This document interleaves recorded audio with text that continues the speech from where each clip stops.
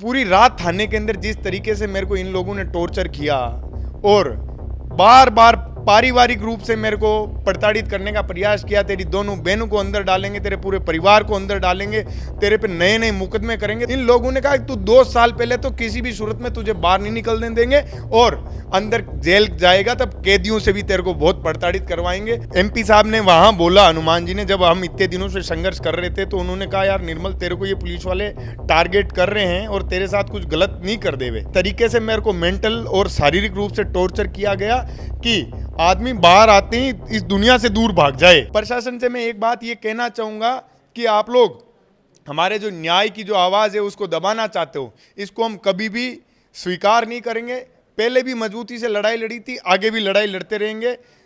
ये पूरी रात थाने के अंदर जिस तरीके से मेरे को इन लोगों ने टॉर्चर किया और बार बार पारिवारिक रूप से मेरे को प्रताड़ित करने का प्रयास किया, तेरी दोनों बहनों को अंदर डालेंगे, तेरे पूरे परिवार को अंदर डालेंगे, तेरे पे नए नए मुकदमे करेंगे, तू कब तक हम लोगों से बच के दूर भागेगा। मैंने इन लोगों को उस समय भी कहा कि मैं इतने टाइम से, मेरे को आज 10 साल हो गए न्यायप्रिय लड़ाई लड़ते हुए, तो मैं आगे भी मजबूती से लड़ूंगा। आप लोग चाहे किसी भी तरीके का व्यवहार मेरे साथ कर लो, मेरे को न्यायपालिका पे पूर्णतया भरोसा है। इन लोगों ने कहा कि तू 2 साल पहले तो किसी भी सूरत में तुझे बाहर नहीं निकलने देंगे और अंदर जेल जाएगा तब कैदियों से भी तेरे को बहुत प्रताड़ित करवाएंगे। पर मैं हमेशा, पूरे कांग्रेस परिवार का मेरे ऊपर आशीर्वाद रहा।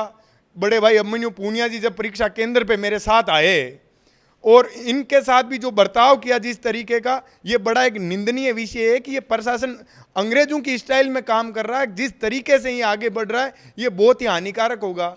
कमिश्नर साहब से आदरणीय सचिन पायलट साहब ने बात करी, उनको इस बात के अवगत करा के समझाया। मेरे को थाने में फ़ोन करके मेरे से बातचीत करी उन लोगों ने कि इस तरीके का अत्याचार हम लोग बर्दाश्त नहीं करेंगे। तो इसलिए मैं इस प्रशासन को कहूँगा कि आप लोग अपने कानून से ऊपर मत उठिए। कानून में रह के आपको जो मन करे, हम लोग कानून को हमेशा मानते हैं लेकिन अन्याय को कभी नहीं मानेंगे। क्या कारण रहा, वजह क्या मानते हैं इसके पीछे की? जी बिल्कुल, देखिए कुछ पुलिस अधिकारी है जो इस बात से परेशान है कि हम लोगों को आपने इतने दिन तक दुखी कर दिया।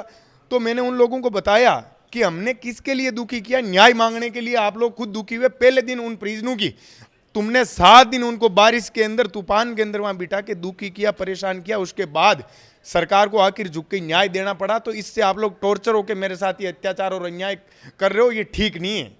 कैलाश बिश्नोई का, माफ़ कीजिएगा, जो बिश्नोई है, डॉक्टर बिश्नोई, उनके आंदोलन का प्रकरण था या फिर वहाँ पर जो आपकी तीखी बहस हुई थी पुलिस अधिकारियों से, उसको लेकर ठीस थी? जी बिल्कुल, देखिए जब ये अत्याचार और अन्याय करेंगे तो हम लोगों को टकराना तो पड़ेगा ना। हम 2 दिन से चुपचाप वहाँ बैठे रहे, क्या इन लोगों ने हमारे साथ न्याय किया? पर हम लड़ाई नहीं लड़ेंगे तो न्याय कैसे होगा किसी के साथ? किसी के साथ हम लोग अत्याचार और अन्याय कैसे बर्दाश्त कर सकते हैं? पुलिस ने वही टाइमिंग क्यों चुनी जबकि हनुमान बेनीवाल ने तब कहा था कि निर्मल चौधरी को कोई हाथ नहीं लगाएगा? जी बिल्कुल, देखिए एमपी साहब ने वहाँ बोला, हनुमान जी ने, जब हम इतने दिनों से संघर्ष कर रहे थे तो उन्होंने कहा यार निर्मल, तेरे को ये पुलिस वाले टारगेट कर रहे हैं और तेरे साथ कुछ गलत नहीं कर देवे।